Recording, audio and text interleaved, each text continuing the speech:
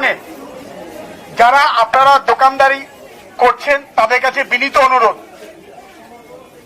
রেলের তরফ থেকে আপনাদেরকে অবশ্যই জানানো হয়েছিল,